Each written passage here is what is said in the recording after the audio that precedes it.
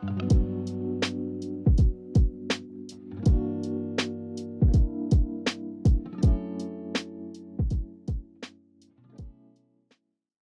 up, nerds? What's up, nerds? Hope you guys are all doing very well. So literally now, I've been waiting to make this video for about a year, but check out what just arrived in the mail. So guys, I'm sure you saw the title already. We are going to be building this, the Freebird TKL. So we'll be making some good sounds along the way. But I also wanted to make a keyboard building video for anyone who may be interested in building their own custom keyboard and seeing just how approachable it is, especially if you get a kit like this.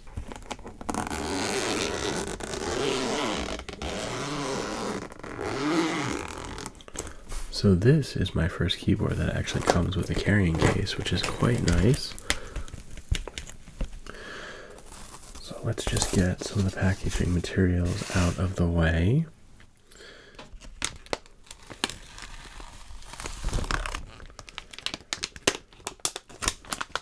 Wow, we have a lot of different things here as well. So we'll just look at everything individually, and then we can put aside what we don't need for the moment.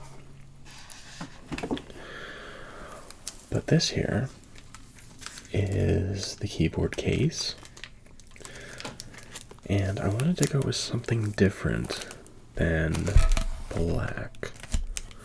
So I'm sure it won't surprise anyone that it's blue. So we have the case feet, those go on the bottom. I don't know if it really wants to focus. There we go. We have a cable for plugging into your computer. You can just go over here for now. A silicone dampening pad. Just eliminates some of that case ping. Very, very common with metal keyboards. The stabilizers. These are Duroc V2s, which come included, so that is quite nice. Oop. We have this, the rubber O-ring, which is going to go around the PCB, which we'll get to in just a moment. So this here is the PCB, or printed circuit board, if you prefer. So this is where our switches are going to go in and basically tell the computer what keys we're pressing. So let's kind of clear everything off here. So we have that. I don't know how well you can see that, but these are the keycaps we'll be using.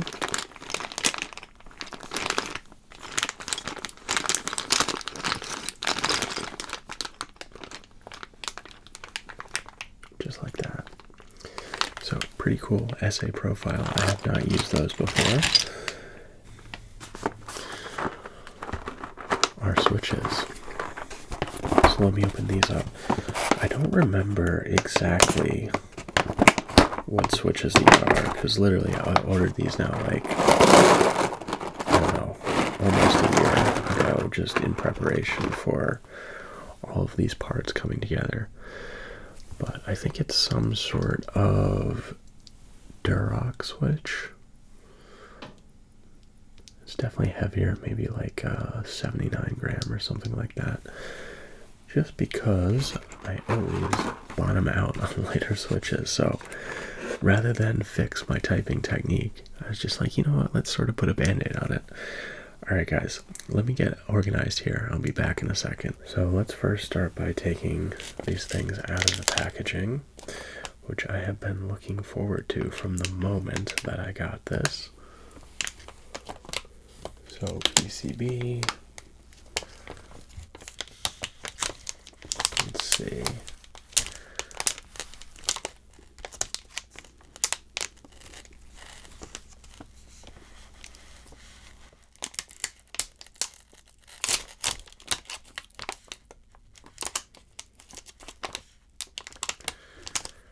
careful, of course, to not damage anything.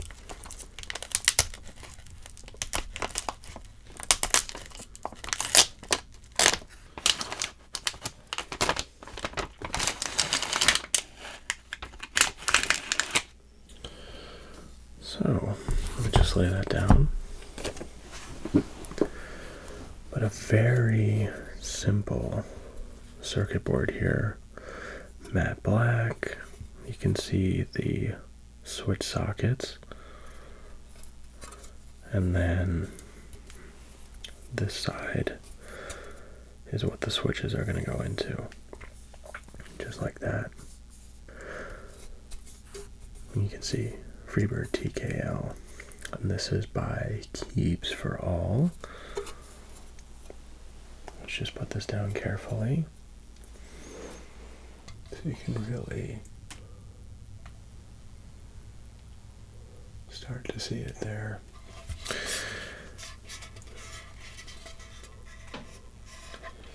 It's got a nice texture to it. I don't know if you can really see that.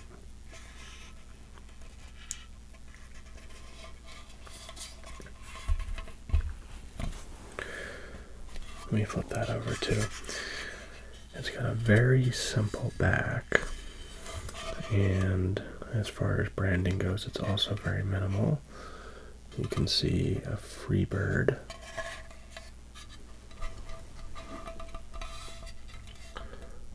right here on the back.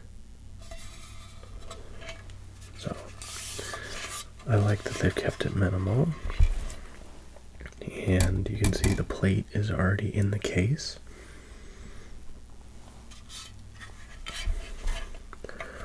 We're actually going to be taking this apart, so I'll get my screwdriver kit.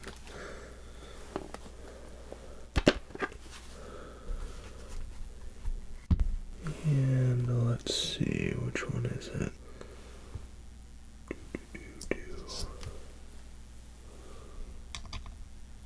Yeah, there we go. So I love this screwdriver kit.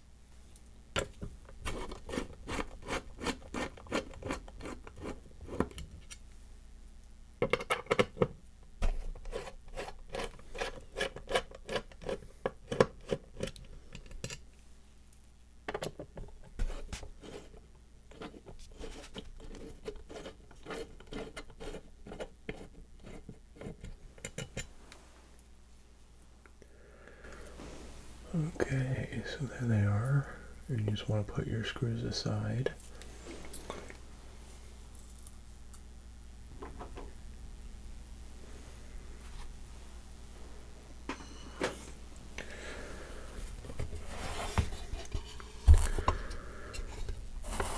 So I also quite like this little seam that runs across.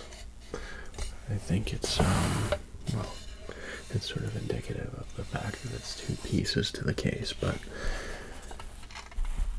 I think it's a nice design element.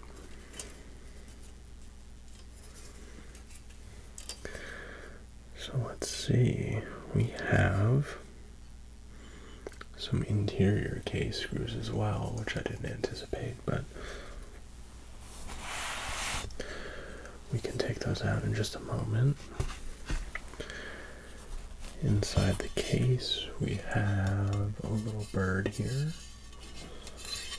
and the Keebs for All logo.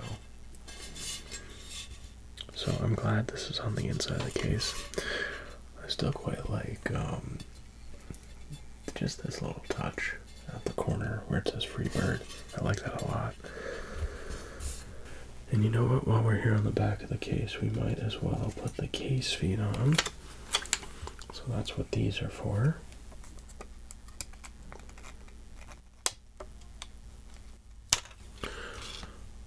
Just want to carefully install that like so. It's got an adhesive backing. So there's one.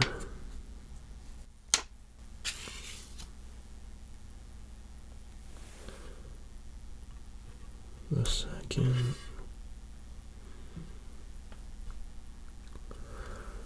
And as long as you're accurate on one side, installing these into the case, everything's pretty much just machined in a way where the rest of this will just fit in nicely. So you just want to sort of push it towards one side and then run your finger along it with a little bit of pressure, and you should be good to go.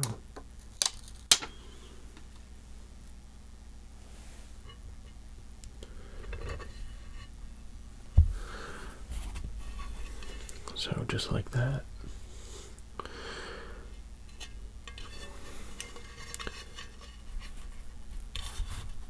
And you can see it just makes sure that the keyboard doesn't want to move while you're using it. So let's put that aside. And we can once again work on the top of the case. So is this going to be the same? Yes, it is. I love it when they use the same hardware.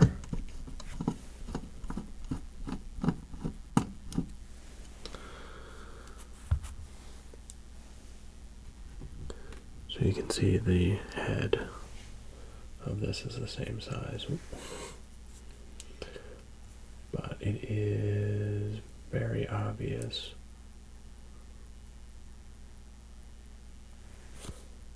which is for the case and which is for the plate.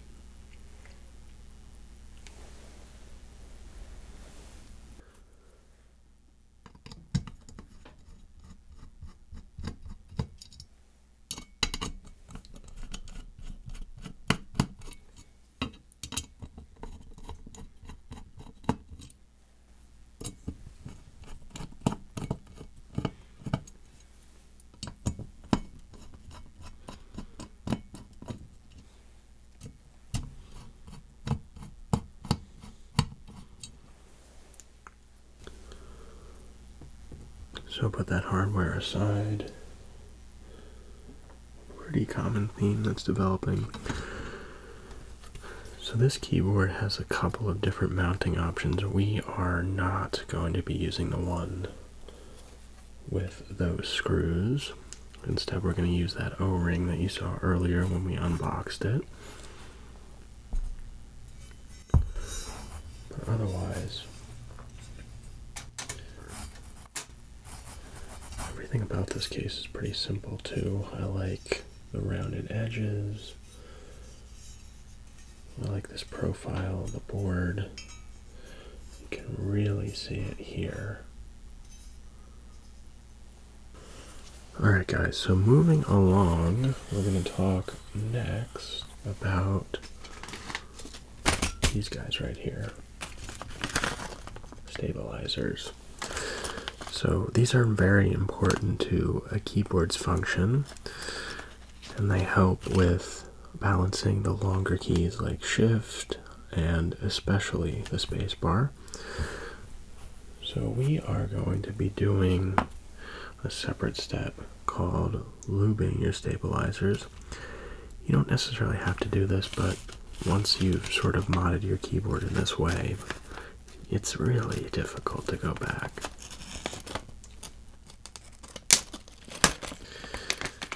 So let's see.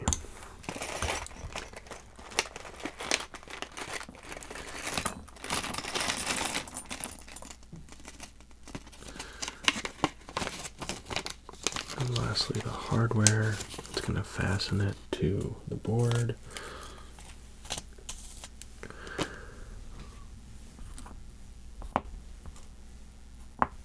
So let's put the wires aside.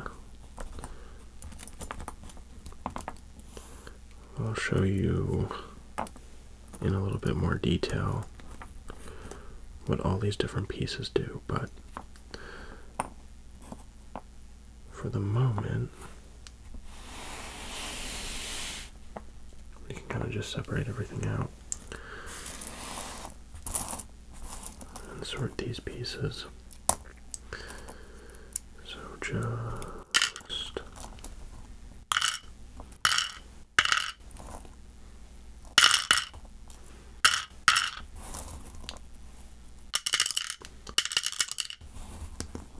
like that.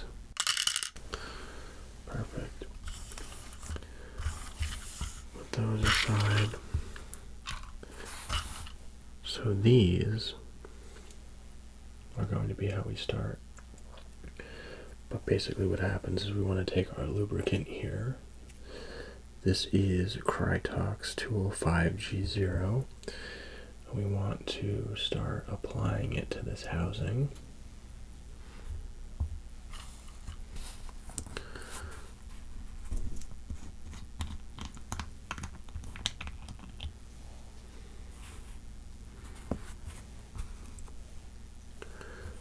So take a brush like this, kind of dip it.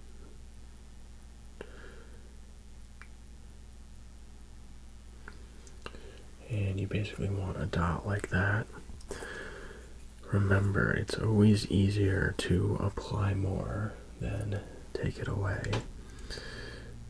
But you want to just dab both sides and then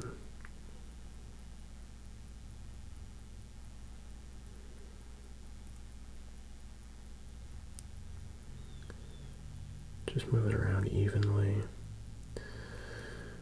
And the way that you'll know you've done it correctly is that the housing itself is just cloudy. I guess you could say it has a little bit of a sheen to it. I know that's maybe a little bit hard to see,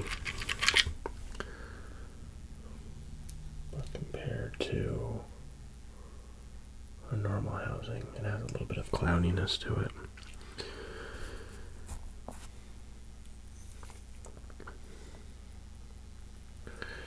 And of course, if you need to apply more, you can again just dip your brush in.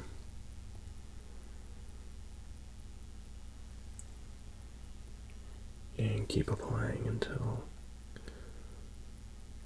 you're satisfied. So that looks pretty good.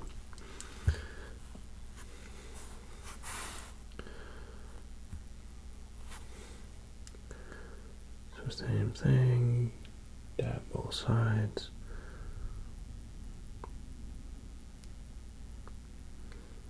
Just evenly apply.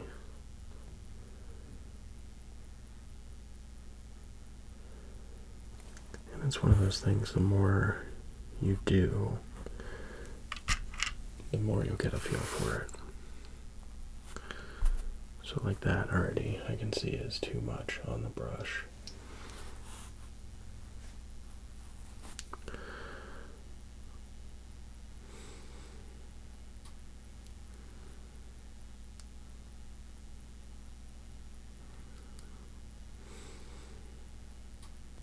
So now that the two halves of the stabilizer housing are ready to go, on one side there's going to be a single larger hole, and on the other there is a smaller double hole.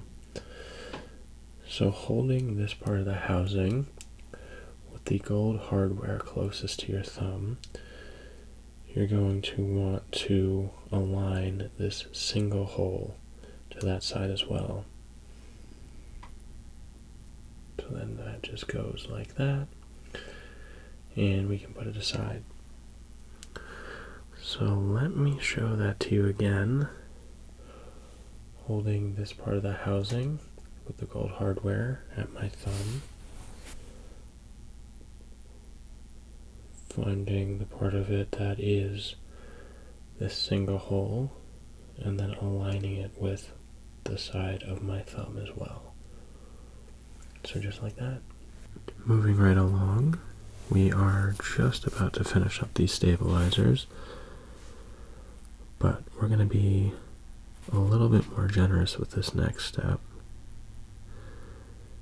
You're going to apply the same lube to the wire. You're going to want to continue slightly past this bend right here.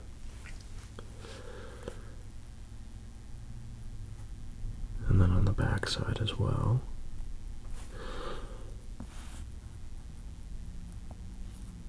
A tool that might be a little bit helpful here is something like this. And that just gets a nice grip on the wire. I can just focus on a fairly generous and even coat here. Basically, we want to continue until we just barely see the wire underneath.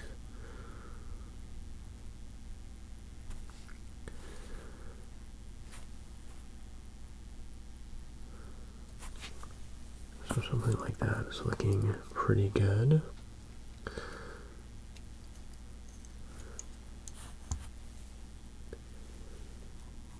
Then we're going to take part of the housing,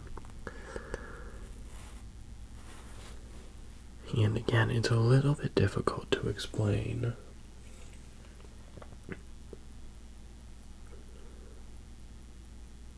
But if you turn it over towards the bottom, we're going to be inserting this down into the hole that's closest to the bottom side here. And then rotating it 90 degrees.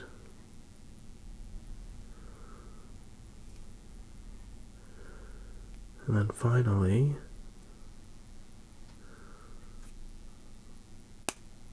you should hear that click. And that's how you know it's in place. So then we can do the same. And I'll show you guys this step one more time. Same thing here, start just after this bend and apply the lubricant again in a very generous coat. And continuing once again until we can just barely see the wire.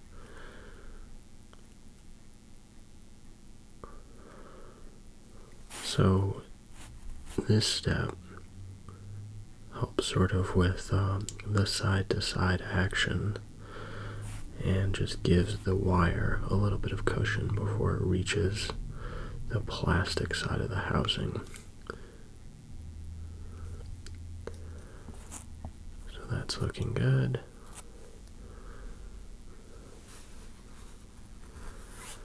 Same thing, grab the housing. Going to go into, perhaps that was a bad idea. There we go. So it's going to go into the hole that's closest to the bottom here. So just insert that.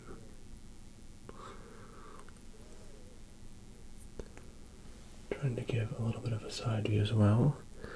And then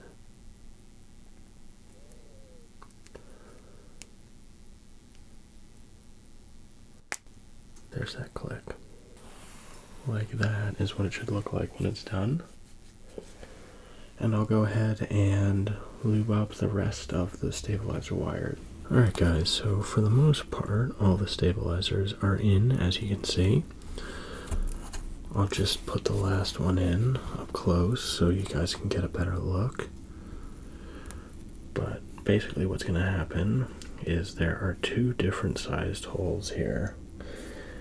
And you are going to take your stabilizer, and the larger hole is going to align to the tab here. So let's see if we can do this cleanly. I'm just going to place that in on about a 45-degree angle, just like that. And then on the other side, you should see that these two pieces are clearly visible from the opposite side. We're going to take our hardware now, and it's a screw with a plastic washer basically. And it's always good practice for metal to not be in contact with your circuit board. So basically the plastic there stops any current that might be conducted. So that's the first screw, and we'll just put in the second one.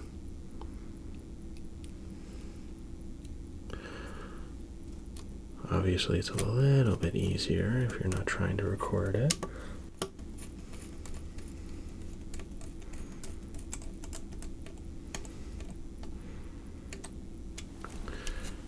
So, just like that.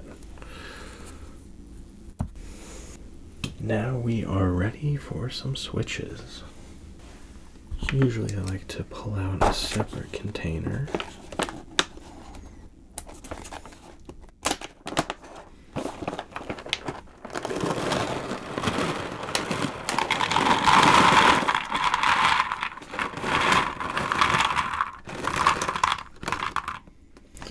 And usually it's best to try to keep them in said container. I don't anticipate we'll use all of these.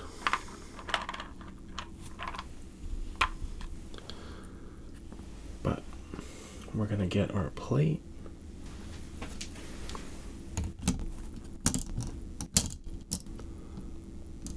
Place that down. And then we can start placing some switches in the corners.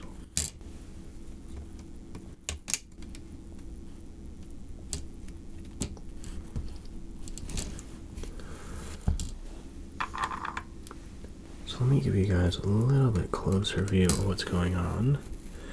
So we have a couple of different holes in this PCB, and you'll see these two are different than the other three, and those are going to align to what is on each switch. So these two metal pins plug into these pins on the board, and you're just going to align them and then just press down, and then it's in the board. So generally it's good practice to install all the switches at the stabilizers and then a couple of extra ones. Basically you're trying to get the plate to sit evenly across the entire board here. So we're going to do a little bit of test fitting and make sure that all of our stabilizers are good to go before we go to the next step.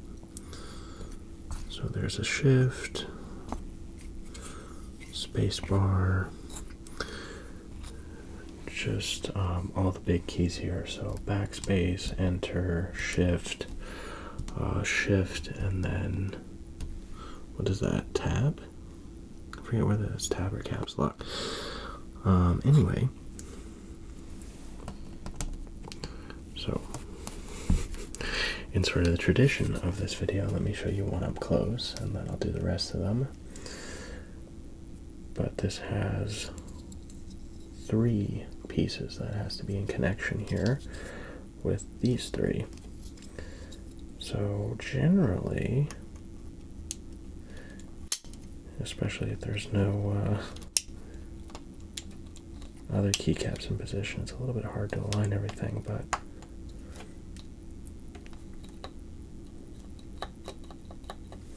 you'll know once it's in the right position because you can press down on it. So that's backspace, and then same thing with shift. Just like that.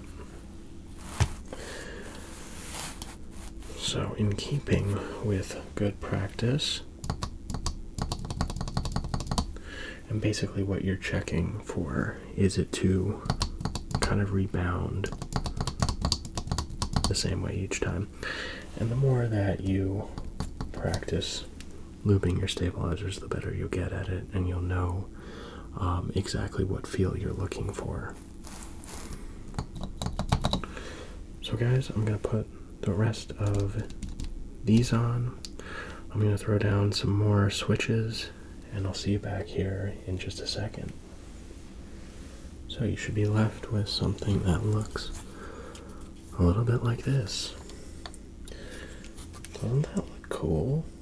Like, how often do you really see a circuit board for a keyboard from the side?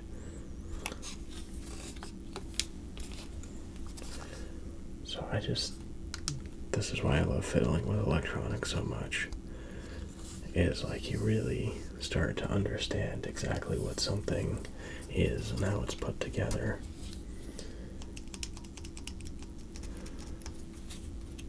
So put that down, ready for the bottom of the case.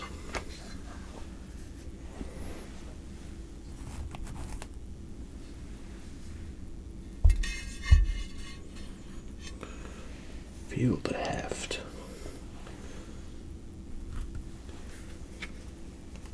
Dampening pad.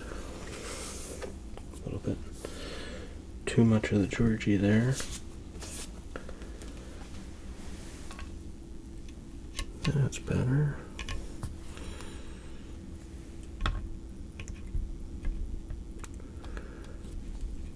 I mean, eventually it's going to sit something like that. We're going to get that O-ring. And essentially it's just a giant rubber band, but we're not going to do top mount. We want that flex.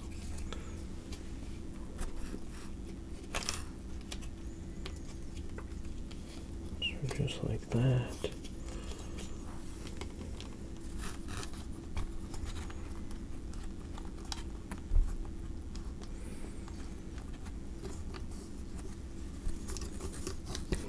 Keep it going around the board.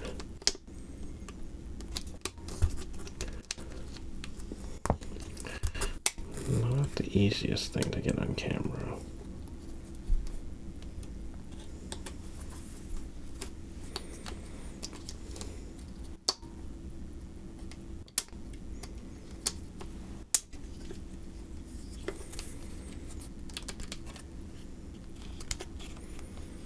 So there we go.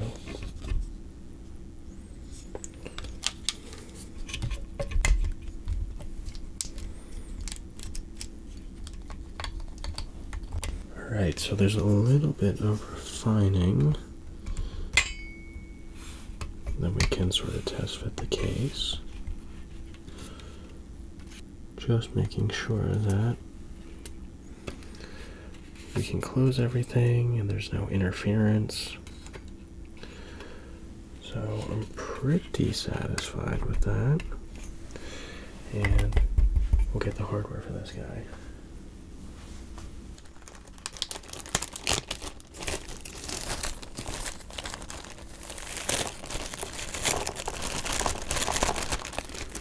Wasn't quite as neat as I wanted.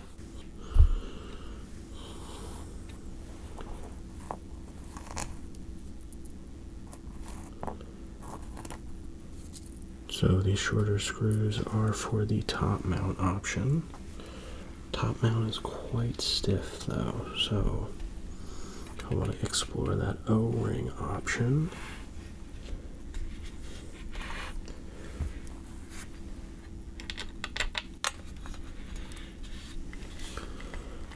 And let's see if we can hold everything together.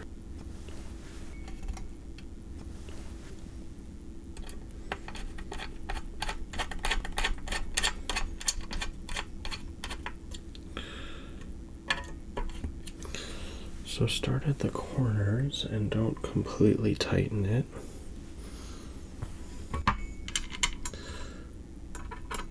Again, we want to make sure the pressure across the entire case is even.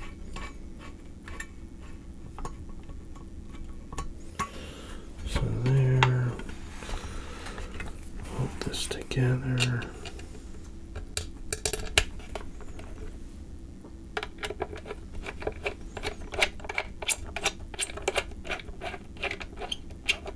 That's good.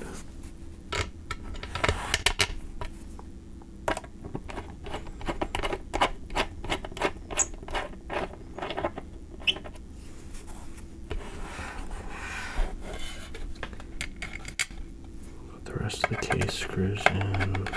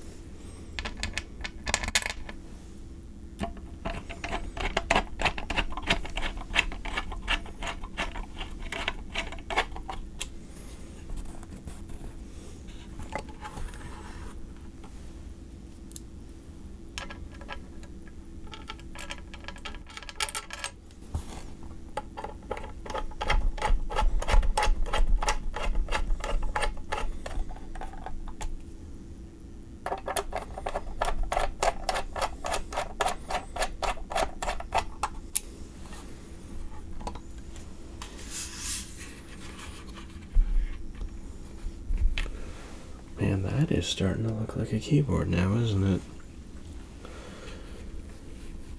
So I'm sure you guys know what's next. Let's put the rest of the keycaps on.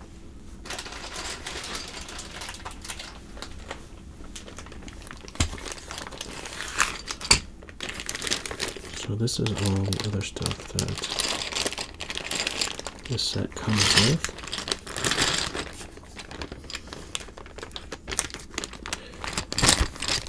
How good does that sound?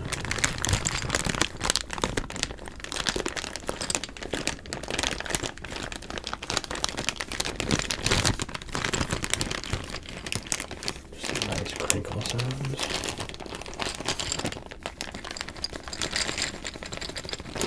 I may have to make a comeback.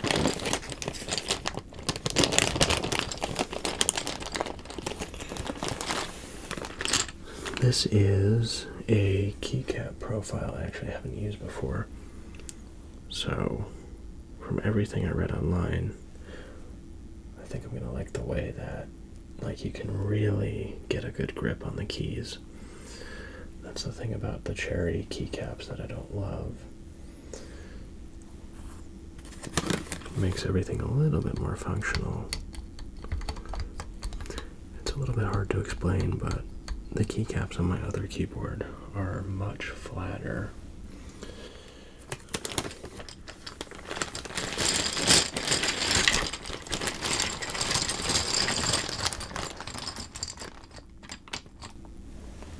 quickly running out of space here, but I'd love to be able to tell you guys that I can lay out a keyboard from memory, but I would be lying, and I have my other one just off to the side here that I'm referencing.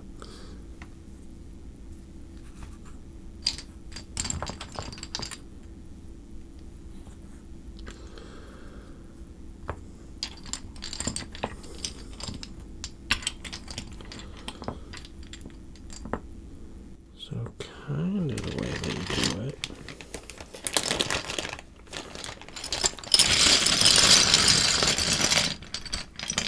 is for the beginning stages, you open up all the bags of your keycaps and then can't find what you're looking for. And then as you start to put certain keys on, you go, oh, there's that one I was looking for.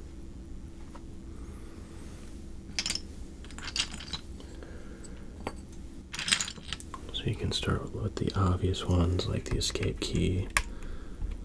So it's going to be here.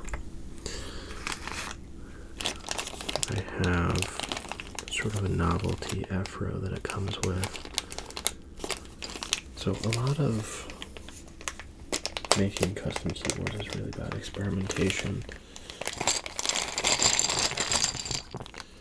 because you'll have sometimes similar keys, like this is F1 for example. There's an F1 mixed in here somewhere. So some keycap sets come with, they're already called novelties, like I mentioned, and it's sort of a more interesting design a lot of the time that complements basically the base kit here. So it's F1, 2, 3, 4, 5. And if the white doesn't look good, I have them in gray and can just take it off. F6, like if I don't like that, F5, I go, oh, that gray is better. That may not be the case. F7, F8, F2,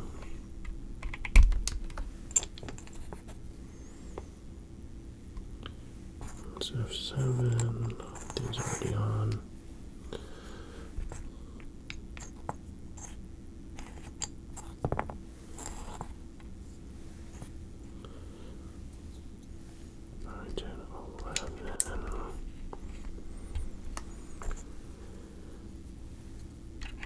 F12.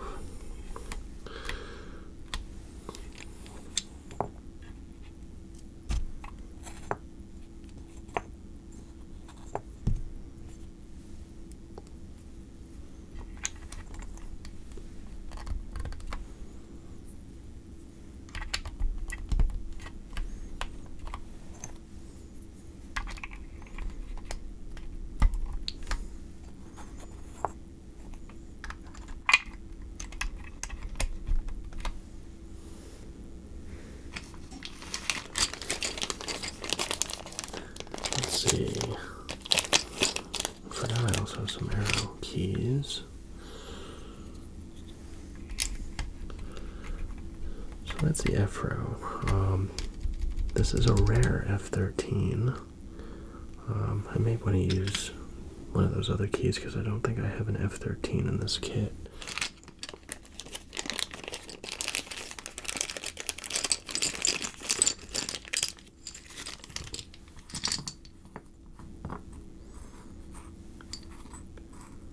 So let's see which arrow is which.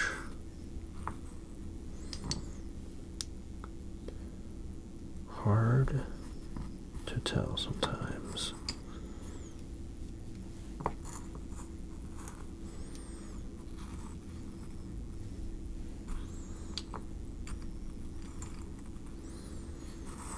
Doesn't quite look right.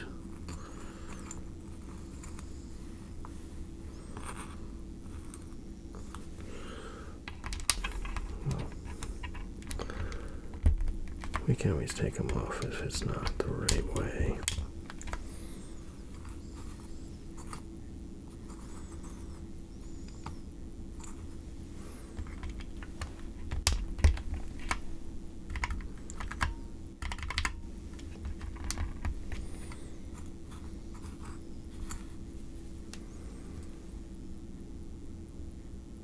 Okay, I think that's it.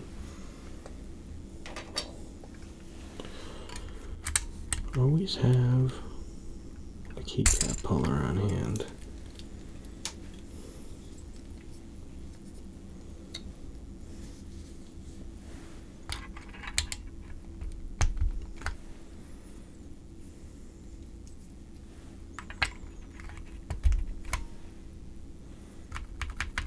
Oh, that's definitely not right. Trust the process, you guys.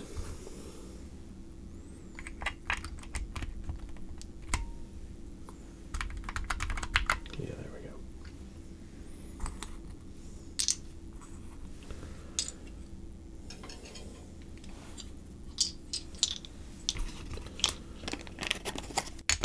Oops. Well, not get away. I'll just back up the extras. I have a novelty, or an artisan keycap, I should say, for that, if I can find it.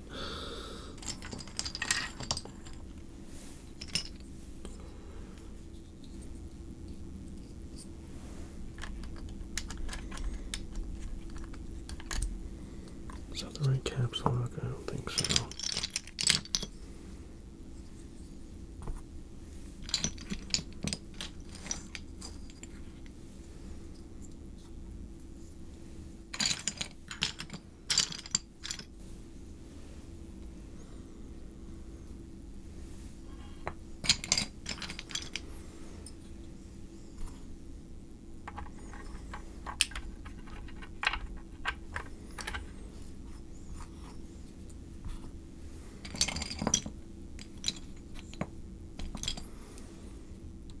There's a whole bunch of guessing and checking involved. I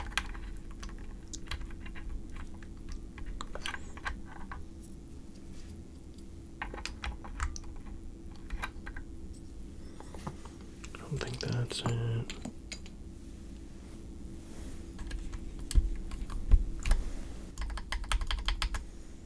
So guys, there you have it.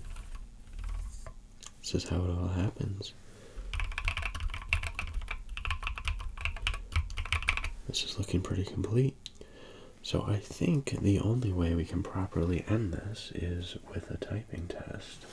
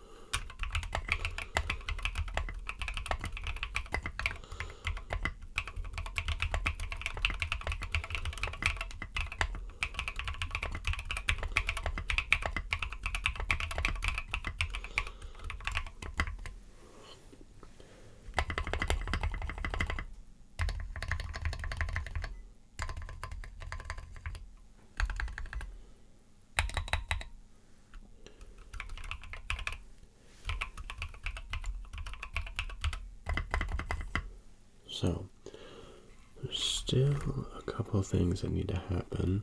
Some mods here and there, a little bit of tuning the board. But once everything goes together like this, it makes all of that just a little bit easier. So guys, I hope that you enjoyed this video. Let me know what you think of this build. What maybe you would have done differently. Or I'd also love if there's anyone who in the audience wants to build a keyboard of their own. I'd be happy to help in any way that I can. So guys, thanks for watching, and as always, I will see you again in another video very soon.